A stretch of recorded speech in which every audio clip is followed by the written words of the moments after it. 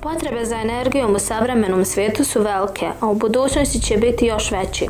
Ekonomski razvoj i savremeni način života vezani su uz veliku potrošnju energije, koju u prirodi ima u ograničenom obimu. Osim toga, korištenje nekih vidova energije dovodi do zagađivanja čovjekove okoline, što kao direktnu posljedicu ima ugrožavanje čovjekovog života na zemlji. Sve nas to navodi na zaključak da je neophodno uvođenje alternativnih izvora energije, štednja i njeno racionalno korištenje. Fosilna goriva kao neobnovljiv izvor energije još uvijek predstavljaju veoma važan izvor energije u savremenom svijetu. Njihovim korištenjem zagađuje se čovjekova okolina, a zalihe ovih goriva se ubrzano iscrpljuju. Zbog toga je nužno uvoditi alternativne izvore energije. Zamjena automobila koji kao pogonsko gorivo koriste naftu električnim automobilima veoma intenzivirana u posljednjih nekoliko godina. Upotreba električnih automobila mogla bi u budućnosti dovesti do značajnog smanjenja potrošnje nafte i smanjenja zagađenja zraka.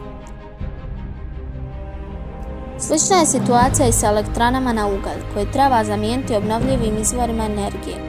Problem upotrebe obnovljivih i ekološki prihvatljivih izvora energije najčešće je povezana sa problemom njihove cijene, odnosno ekonomske opravednosti korištenja.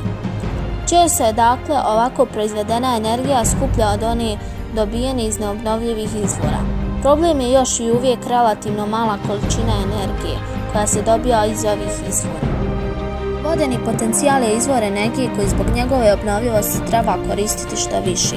Ipak treba voditi računa i o činjenici da se izgradnjom hidroelektrana narušava prirodna sredina i ugrožava se biljni i životinjski svijet na mjestima podizanja ovih postrojenja.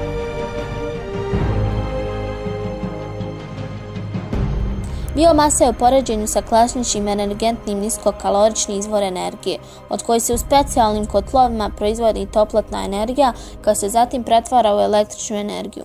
Spaljivanjem biomase dolazi do emisije ugljikodioksida koja je zanemariva, budući da je količina emitiranog ugljikodioksida prilikom sagorijevanja biomase jednaka količini apsorbiranog ugljikodioksida tokom rasta biljke.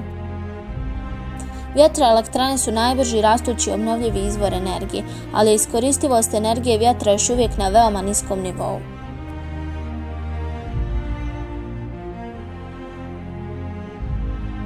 Svakim danom sve smo više suočeni sa posljedicama svog dugogodišnjeg nastojanja da okoliš podredimo i prilagodimo svojim potrebama. Od svih ekoloških tema najviše prostora u medijima i političkim tribinama zauzima globalno zatopljenje, odnosno klimatske promjene.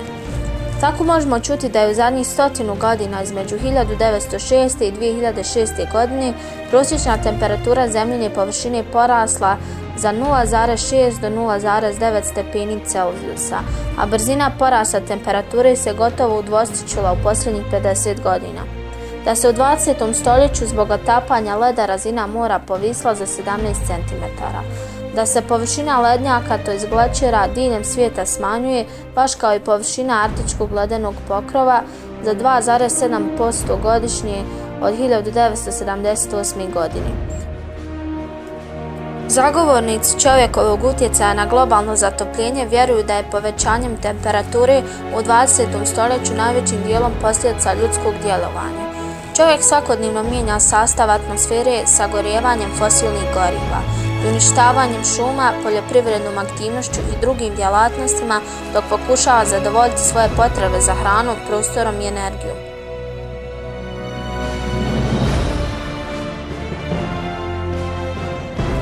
Dakle, antropogenisti su zaključili da će, ako čovjek ovom brzinom nastavi smanjivati brzinu zemljine atmosfere za infracrveno zračenje, zbog učinka staklenika doći do katastrofalnog povećanja prosječne temperature zemljine površine.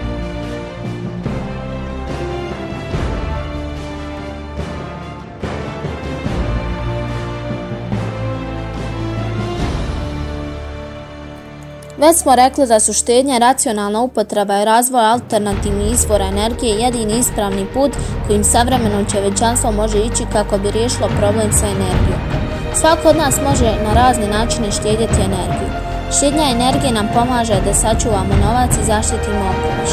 Na taj način i mi možemo u velikoj mjeri doprinijeti da buduće generacije žive u bar jednako dobrim ekološkim prilikama kao i mi.